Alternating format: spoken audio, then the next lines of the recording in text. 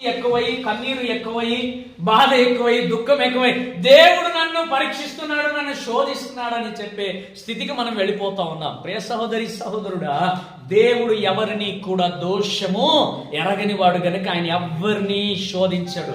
ఆయన ఎవరిని కూడా బాధ పెట్టే వ్యక్తి కానే కాదు. ఈరోజు మనలో కొన్ని సమయాల్లో భక్తి ఎక్కువై అంటా ఉంటాం, నన్ను పరీక్షించితివా తండ్రి. అంత యోగ్యత ఉందా మనకి? హల్లెలూయా. అయ్యా నన్ను పరీక్షిస్తున్నావా నీవు? ఓయమ్మా, పొద్దున్న లేచినప్పటి నుంచి యేసయ్య నామమే పనుకునేంత వరకు, కాబట్టి నిన్ను పరీక్షించాలి ఆయన నిన్ను శోధించాలి. హల్లెలూయా. అయ్యా నేను పాపిని చెప్తావా? సిగ్గు లేకుండా మాట ఎప్పుడు మాట్లాడకూడదు మనం. అయ్యా నన్ను శోధిస్తున్నావా చెప్పద్దు. ఆల్రెడీ నీ నిమిత్తమైన శోధింపబడ్డాడు, నీ పాపం ఆయన ఆల్రెడీ మోసాడు. ఎందుకు మరలా చెప్తున్నావు అంటే నీలో అపవాది బాగా బలంగా పనిచేస్తున్నాడు. చెప్పు పాపిని, చెప్పు పాపిని, చెప్పు శోధింపబడుతున్నాను, చెప్పు. ఎక్కడ శోధింపబడుతున్నా? అసలు శోధన అంటే అర్థం ఏంటి తెలుసా నీకు? నాటి కాలంలో మనం అలాగా దేవుని మీద వేసేస్తున్నాం ప్రతి దోషము, ప్రతి శోధన. అయ్యా నీవు నన్ను శోధిస్తున్నావు. మరి యేసయ్య ఎట్లా నిన్ను శోధిస్తాడండి? ఎందుకు ఆయన మీద మనం దోషం మోపాలి? అసలు ఆల్రెడీ నా పాపములు మోసాడు ఆయన. కల్వరి శిలువలో మోసి దాన్ని అక్కడికక్కడే నరికేశాడు ఆయన. ఆయన ఎందుకు నరికేశాడంటే మరలా నిన్ను ఆ పాపము సోకకూడదని. ఆయనైతే సోకనివ్వట్లేదు, మనమే దాని దగ్గరికి వెళ్తున్నాం. హల్లెలూయా. అందుకే ఎవరి హృదయములో పాపం ఉంటుందో, ఎవరైతే పాపంలో నడుస్తారో, ఎవరైతే పాపము గురించే చింతన చేస్తూ ఉంటారో వాళ్ళే ఆ మాట చెప్పగలరు. అయ్యా నేను శోధిస్తా ఉన్నాను.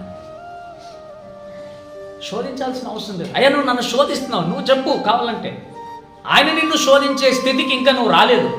మనం అంత స్థితిలో ఇంకా లేవు. మనం దాని అర్థం ఏంటి తెలుసా? ఎల్లవేళలా దేవుని నామాన్ని జపిస్తూ ఉన్నప్పుడే అర్హత వస్తుంది మనకి. హల్లెలూయా, హల్లెలూయా. కాబట్టి ఎవరు మనం చెప్పకూడదండి. ఏమని చెప్పకూడదు? అయ్యా నువ్వు నన్ను శోధిస్తున్నావా, అయ్యా నువ్వు నన్ను బాధ పెడుతున్నావా. ఎప్పుడే కానీ ఆ మాట మనము పలకకూడదు అస్సలు. దానికి అర్థం ఏంటి? ఆ కింద ఒక మాట ఉంది, చదవండి ఎవరైనా.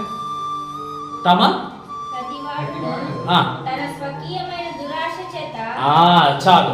ప్రతి వాడు తనకు సంబంధించిన స్వంత పనుల చేత, ఆలోచనల చేత మాత్రమే శోధింపబడతా ఉన్నాడు తప్ప దేవుడైతే ఏ మనిషిని శోధించట్లేదు. దానికి ఒక మాట నేను మీకు చెప్తాను. ఏమని? ఈ రోజున నేను అన్నాను ఇప్పుడు మీకు విజ్ఞాపన ప్రార్థన చేసిన వాళ్ళే కాకుండా చేయండి అని. సో ఇప్పుడు నేను మీకు ప్రార్థన చేయండి అన్నప్పుడు నేను చెప్పిన వెంటనే దాన్ని స్పందించాలి. మీరు స్పందించి చేసినప్పుడు మంచిగా ఉంటుంది. చేయండి చేయండి చేయండి అంటే అది మన స్వంత పాపం అని చెప్పాలి.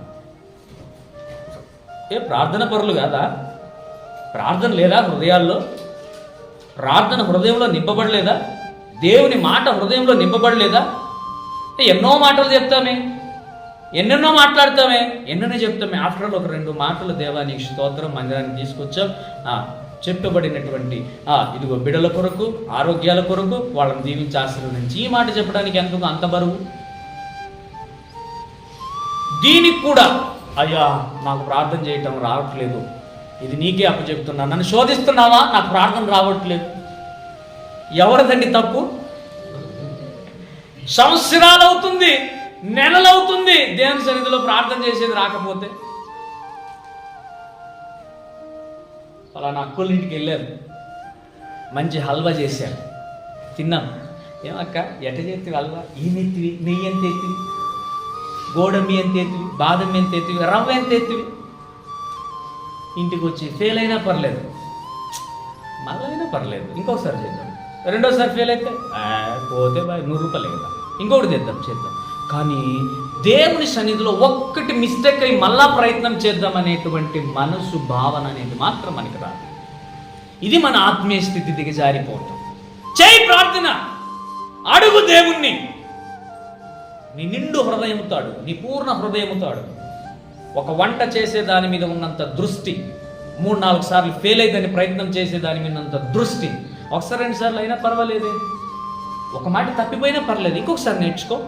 అప్పుడు తప్పితే ఇంకొకసారి నేర్చుకో, అప్పుడు తప్పితే ఇంకొకసారి నేర్చుకో. మొత్తానికి ప్రార్థన అయితే నేర్చుకుంటావు కదా, దేనికి స్తోత్రం. హల్లెలూయా, హల్లెలూయా. ఈ రోజున మనము ఎంతగా అంటే దేవుని మీద దోషం మోపేటువంటి మన హృదయాల్లో ప్రార్థన జీవితం లేదు, మనకి వాక్య జీవితం మనకి లేదు. చేయాలి, నేర్చుకోవాలి. మీరే చేయకోకుంటే పిల్లలు ఎట్లా చేస్తారు? అవునా కాదా? పిల్లలు ఎంత చెప్పినా ప్రార్థన చేయాలి, ఎంత చెప్పినా వాక్యమే చదువుడు, ఎంత చెప్పినా కూడా చర్చికే రారు. ఎక్కడున్నాయి లోట్లు? చెప్పండి గట్టిగా, ఎక్కడున్నాయి? నువ్వు ప్రార్థన చేస్తే వాళ్ళు చేస్తారు, చూసి నేర్పుతారు. ఏమని? మా అమ్మ చేస్తుంది, మా నాన్న చేస్తున్నాడు. ఆ మాట వాళ్ళు మరలా నేర్చుకుంటారు. ఈ రోజున దేవుని మీద అన్నీ తోసివేయటం. అలాగా పిల్లలు చెప్తారు చూడు, స్కూల్లో తప్పు చేసినప్పుడు, రేయ్ ఏం రా అంటే, సార్ నేను కాదు సార్ వాడు. ఇప్పుడు మన పరిస్థితి అలానే అయిపోయింది. ఏసయ్యా నేను కాదయ్యా పక్కన. ఇంకొక మాట చదువుకుందాం. 6వదిగా రక్షణ యందు నిర్లక్ష్యం ఉంచుట వలన ఆత్మీయంగా దిగజారిపోతా ఉన్నాం. ఆ మాట చదువుకుందాం. గలతీయులకు రాసిన పత్రిక 3వ అధ్యాయము 3 నుండి 5 వచనాలు ఒకసారి మనం చదువుకుందాం తొందరగా. గలతీయులకు రాసిన పత్రిక 3వ అధ్యాయము 3 నుండి 5 వచనాలు. మొదట ఆరంభించి ఇప్పుడు శరీరానుసారమైన జీవితాన్ని వ్యర్థముగానే నిజముగా